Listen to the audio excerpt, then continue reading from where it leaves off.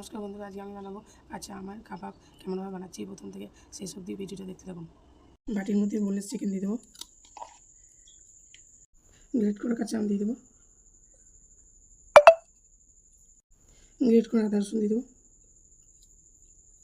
নুন দিয়ে দেবো, হলুদ গুঁড়ো দিয়ে দেবো, লঙ্কার গুঁড়ো দিয়ে দেবো, গরম মশলা গুঁড়ো দিয়ে দেবো, চিনি দিয়ে দেবো। চিকেনটা ভালো করে মেখে নেবো।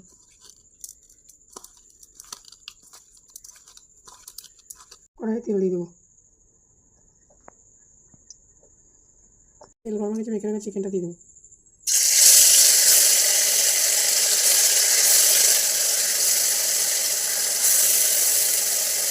ভাজা হয়ে গেছে, নামিয়ে নেবো।